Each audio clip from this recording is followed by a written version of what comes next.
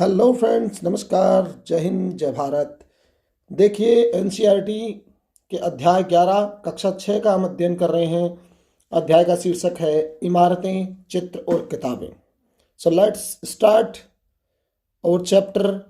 इमारतें किस प्रकार हमें इतिहास बताती हैं, चित्र और किताबें इतिहास जानने में किस प्रकार सहायता करते हैं, इस विषय में आज हम जानेंगे। तो देखिए, सबसे पहले धातु विज्ञान। धातु विज्ञान क्या है, ये इतिहास जानने में किस प्रकार मदद करता है। प्राचीन भारतीय धातु विज्ञान ने विश्व धातु विज्ञान के क्षेत्र में महत्वपूर्ण योगदान दिया है और इसका उदाहरण आप देख सकते हैं। लौह स्तंभ। हड़प्पा वासी कांस्य युग से जुड़े थे और लौह युगीन सभ्यता भी यहाँ पर पाई गई है। भारत अत्यंत विकसित किस्म के लोहे का निर्माता रहा है और खोटा लोहा, पिटवा लोहा और ढलवा लोहा यहाँ पर मुख्यतः पाया जाता था। लौह स्तंभ जो महरौली दिल्ली में स्थित है, कुतुब मीनार के परिसर में खड़ा ये लौह स्तंभ भारतीय शिल्पकारों की शिल्पकारिता का एक अद्भुत उदाहरण है। इस लौह स्तंभ की ऊंचाई 7.2 मीटर और इसका वजन 3 टन के करीब है। इसका निर्माण लगभग 1500 साल पहले हुआ और इसके बनने के समय की जानकारी हमें इस पर खुदे अभिलेख से मिलती है। चंद्र नामक एक शासक का जिक्र है। संभवतः यह शासक गुप्त वंश का शासक रहा है। यह है आपका लौह स्तंभ। ये है जो ये इस तरीके का स्तंभ है जिसके आज तक जंग नहीं लगा है और ऐसा का ऐसा ही आज भी खड़ा है। देखिए, ईंटों और पत्थरों की इमारतें हमारे शिल्पकारों की कुशलता के नमूने स्तूपों जैसी इमारतों में देखने को मिलते हैं। स्तूप का मतलब होता है टीला। हालांकि स्तूप विभिन्न आकार के होते थे, जैसे छोटे स्तूप, बड़े स्तूप, गोल, लंबे, बड़े, इस प्रकार अनेक प्रकार के स्तूप हुआ करते थे। सभी स्तूपों में एक समानता होती थी, वो ये कि इसमें एक छोटा सा डिब्बा रखा होता था। इन डिब्बों में बुद्ध या उनके अनुयायियों के शरीर के अवशेष जैसे दांत या हड्डी, राख इत्यादि उस डिब्बी में रख दिया जाता था और उसमें कई कीमती पत्थर और सिक्के भी रखे जाते थे। इसे धातु मंजूषा कहते थे। धातु मंजूषा इसको कहा जाता था, उस डिब्बे को। परंतु स्तूप धातु मंजूषा के ऊपर रखी मिट्टी का टीला होता था। बाद में टीले को ईंटों से ढक दिया जाता था और बाद के काल में उस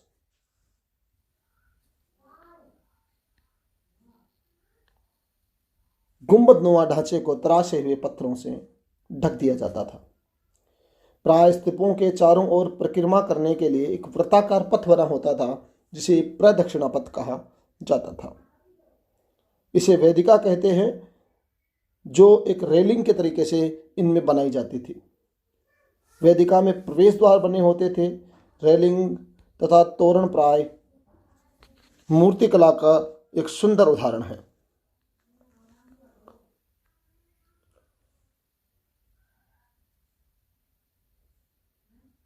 यहाँ कभी एक अद्भुत स्तूप हुआ करता था अमरावती में। लगभग 2000 साल पहले इस स्तूप को सजाने के लिए शिलाओं पर चित्र उकेरे गए। कई बार पहाड़ियों को काटकर बनावटी गुफाएं बनाई जाती थी। इस तरह की कई गुफाओं को मूर्तियों और चित्रों द्वारा सजाया जाता था। अभी आप देख रहे हैं सांची का एक महान स्तूप है। ये सांची का स्तूप है। ये इस तरह के स्तूपों का निर्माण कई सालों तक चलता था। प्राय संभवतः अशोक के जमाने का है ये, जब रेलिंग और प्रवेश द्वार बाद के शासकों के काल में जोड़े गए। अमरावती के एक क्या है, शिलाकृति है ये अमरावती में पाई गई एक शिलाकृति है जिसमें देख रहे हैं हाथी हैं, कुछ व्यक्ति हैं, उनका चित्र यहाँ पर दिया गया है। इस काल में कुछ आरंभिक हिंदू मंदिरों का निर्माण भी हुआ। इन मंदिरों में विष्णु, शिव, दुर्गा जैसी देवी देवताओं की पूजा होती थी। मंदिरों का सबसे महत्वपूर्ण भाग उन मंदिरों का गर्भगृह हुआ करता था। क्या हुआ करता था? गर्भगृह, जहां मुख्य देवी या देवता की मूर्ति को रखा जाता था। इस स्थान पर पुरोहित धार्मिक अनुष्ठान करते थे, भक्त पूजा करते थे। अक्सर गर्भगृह को एक पवित्र स्थान के रूप में देखा जाता था। अब मैं आपको चित्र दिखा रहा हूं। जैसा कि आप ये चित्र देख रहे हैं बाएं, उत्तर प्रदेश के भीतर गांव का एक चित्र है। ये एक आरंभिक मंदिर है जो 1500 साल पहले पक्की ईंटों व पत्थरों से बनाया गया था। साथ ही ये महाबलीपुरम का एकास्मिक पत्थर है। महाबलीपुरम में एकास्मिक पत्थर का मतलब होता है जो एक पत्थर से निर्मित हो, जिसके निर्माण में केवल एक पत्थर का प्रयोग किया गया हो। एकास्मिक पत्थर कहलाते हैं, जिसे मोनोलिथ कहा जाता है इंग्लिश में।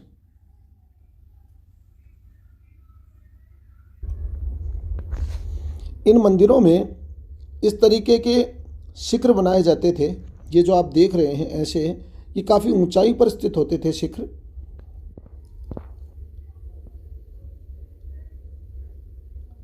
अधिकतर मंदिरों में मंडप नाम की एक जगह होती थी। मंडप एक सभागार होता था, यहाँ लोग इकट्ठा हुआ करते थे। महाबलीपुरम और ऐहोल के मंदिरों के बारे में आपको बताऊं, इन मंदिरों में पत्थरों पर बने उत्कृष्ट मंदिर हैं। इनमें से कुछ देखो आप, जैसे ये है ऐहोल मंदिर, उनके कुछ चित्र यहाँ दिए गए हैं। आप देखिए इन्हें, कितने कलाकार लोग हुआ करते थे उस समय के। ये कलाकारी संभवतः अब भी नहीं होगी।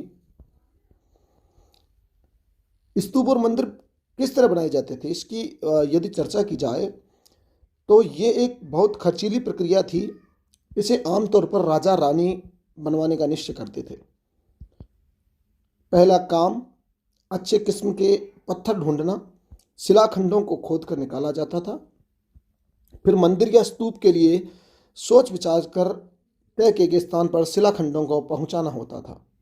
यहाँ पत्थरों को काट छांट कर तराशने के बाद खंभों, दीवारों की चौखटों, फर्शों, छतों का आकार दिया जाता था। इन सब के तैयार हो जाने पर सही जगह पर उन्हें लगाना काफ़ी मुश्किल काम था। जैसा कि आप देख रहे हैं, ये उड़ीसा का एक जैन मठ है। ये जो है ये उड़ीसा का एक जैन मठ है, जो एक पहाड़ी को काटकर बनाया गया है। 2 मंजिला इमारत। कमरों के प्रवेश द्वारों को ध्यान से देखने पर पता चलेगा। देखिए आप,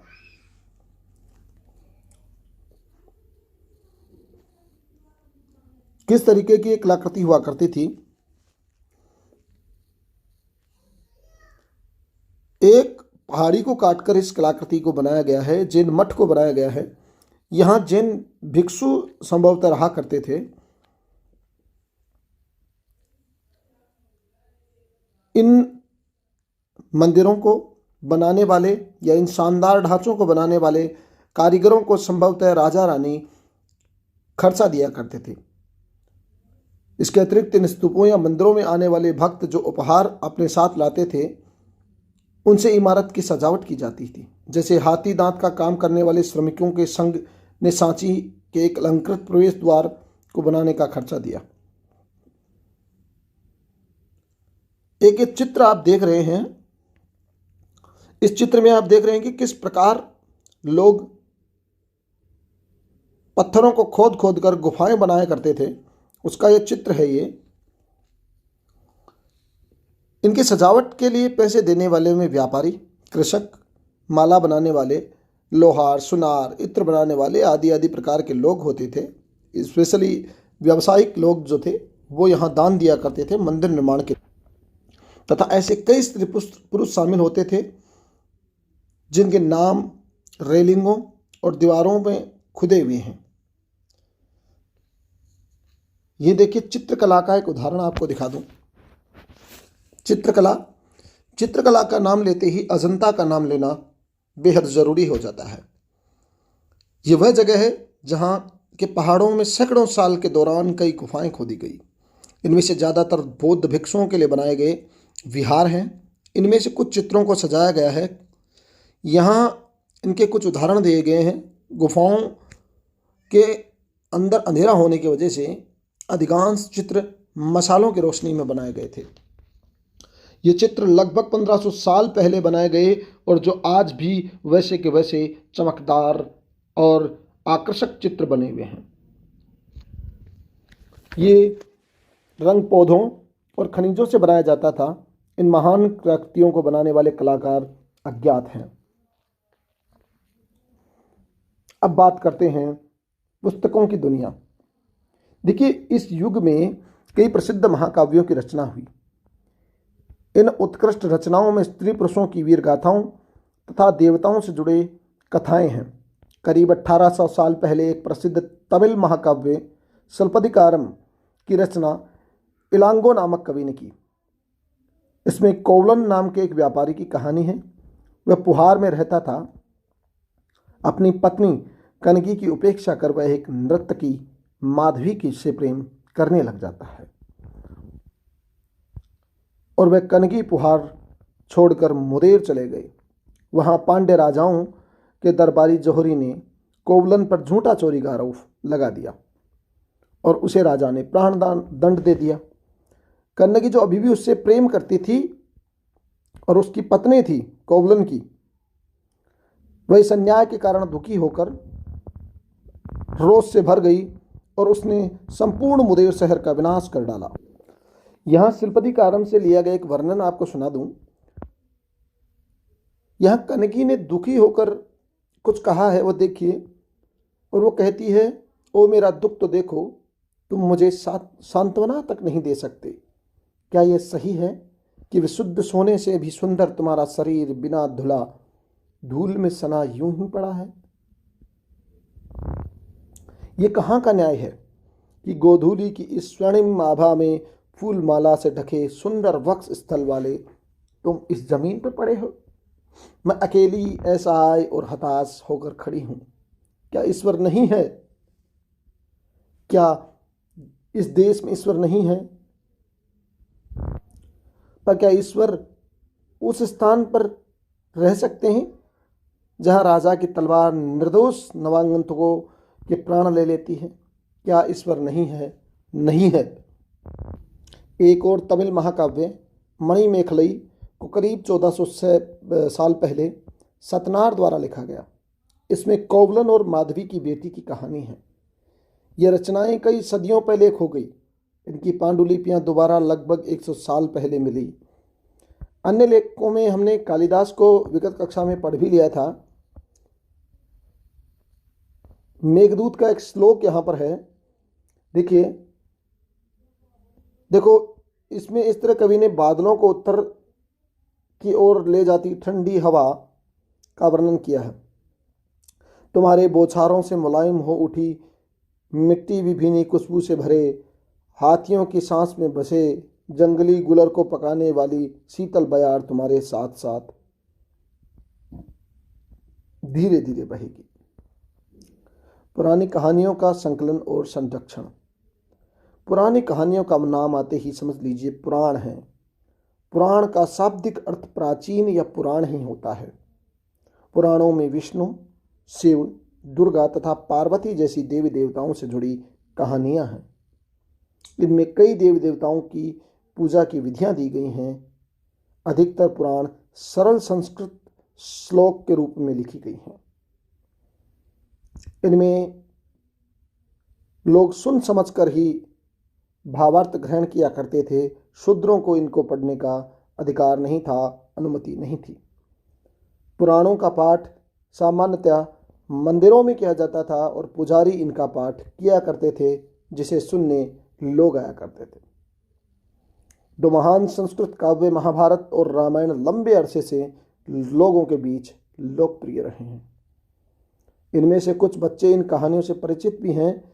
महाकाव्यों में महाभारत कौरवों और पांडवों के बीच युद्ध की कहानी है।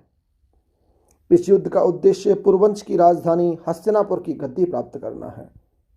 ये कहानी तो बहुत ही पुरानी है, पर आज जिस रूप में हम जानते हैं वह करीब 1500 साल पहले लिखा गया।